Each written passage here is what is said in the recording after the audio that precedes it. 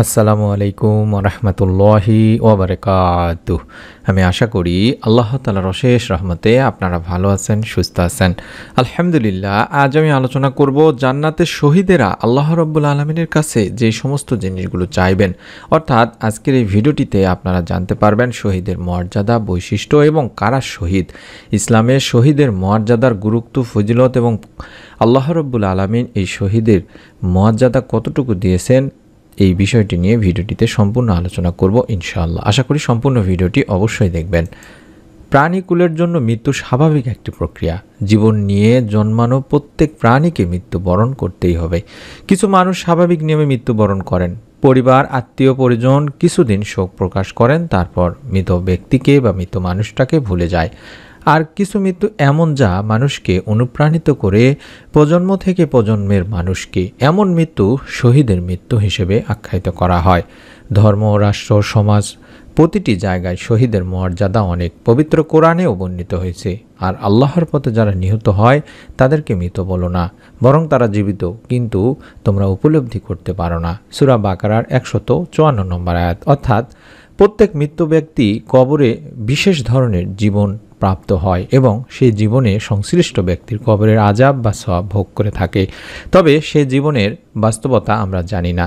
যেসব লোক আল্লাহর রাস্তায় ও অন্যায়ের বিরুদ্ধে লড়াই করে নিহত হয় তাদেরকে শহীদ বলা হয়। তাদের মৃত্যুকে অন্যান্যদের মৃত্যুর সমপর্যায়ভুক্ত মনে করতে নিষেধ করা হয়েছে।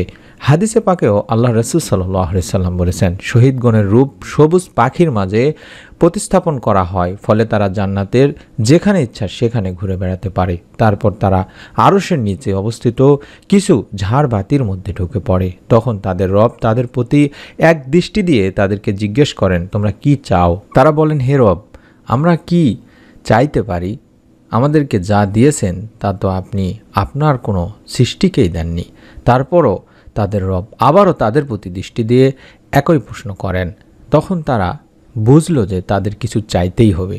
তখন তারা বলে, আমরা চাই আপনি আমাদেরকে দুনিয়ার জীবনে ফেরত পাঠান, যাতে আমরা পুনরায় আল্লাহর রাস্তায় জিহাদ করে শহীদ হতে পারি। শহীদগণের সওয়াবের আধিক্য দেখেই তারা এই কথা বলবে। তখন তাদের রব আল্লাহ রাব্বুল আলামিন তাদেরকে বলবেন, আমি এটা পূর্বে নির্ধারণ করে দিয়েছি যে এখানে থেকে আর ফেরার কোনো সুযোগ নেই।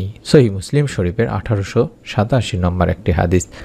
শহীদেরা তাদের শহীদি মৃত্যু নিয়ে গর্বিত হন এবং পৃথিবীতে যারা থাকেন তাদের সুসংবাদ শুনিয়ে থাকেন।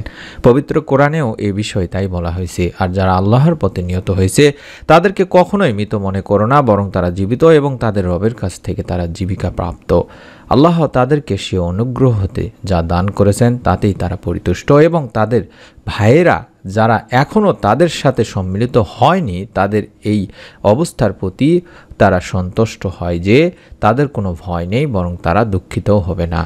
তারা আনন্দ প্রকাশ করে আল্লাহর নিয়ামত এবং অনুগ্রহের জন্য, এবং এজন্য যে আল্লাহ মুমিনের শ্রমফল নষ্ট করেন না। সূরা আলী ইমরানের 169 থেকে 171 নম্বর আয়াতে এটি বলা হয়েছে। আর আপনাদের জন্য আমি বলে রাখি, প্রিয় নবী বিশ্বনবী সাল্লাল্লাহু আলাইহি ওয়াসাল্লাম হাদিসে বলেছেন, শাহাদাতের মৃত্যু লাভকারীর একটি বর্ণনার কথা তুলে ধরেছেন। অর্থাৎ কারা শহীদ তাদের এই বিষয়টি বলা হয়েছে। 1 নম্বর, যে ব্যক্তি তার দ্বীনের অর্থাৎ ইসলামের জন্য নিহত হয়, যে ব্যক্তি তার জীবন রক্ষার্থে নিহত হয়, যে ব্যক্তি তার সম্পদ রক্ষার্থে নিহত হয় এবং যে ব্যক্তি তার পরিবার রক্ষার্থে নিহত হয় সে শহীদ। এটি সহিহ মুসলিম এবং মিশকাত শরীফের একটি হাদিসে বলা হয়েছে। এছাড়া মুসনাদ আহমদে আরও বলা হয়েছে, যে ব্যক্তি অত্যাচারের শিকার হয়, মজলুম তথা নির্যাতিত অবস্থায় নিহত হয় তিনিও শহীদ। তাই আমরা অবশ্যই শহীদের মর্যাদার সম্পর্কে আপনাদেরকে জানানোর প্রয়োজন মনে করি। এছাড়া হযরত জাবের বিন আতিক রাদিয়াল্লাহু তাআলা আনহু আল্লাহ রাসূল সাল্লাল্লাহু আলাইহি ওয়াসাল্লাম থেকে বর্ণনা করেছেন যে আল্লাহ তাআলার পথে মৃত্যুবরণ করা ছাড়াও 7 প্রকার শহীদ রয়েছে। হাদিসটি ইমাম মালিক তার মুওয়াত্তায় তুলে ধরেছেন।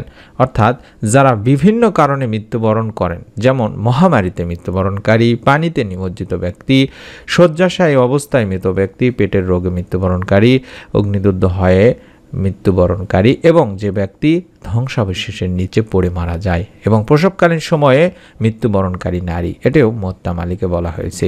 শহীদের মর্যাদা বৈশিষ্ট্য অনেক দিনই ভাই বোনেরা, আল্লাহ রাসূল সাল্লাল্লাহু আলাইহি সাল্লাম যেখানে বলেছেন যে মুসলমান আল্লাহর কালেমাকে সমুন্নত করার লক্ষ্যে লড়াই করবে, একমাত্র সেই আল্লাহর পথে লড়াই করলো শহীদ তাকে বলা হয়।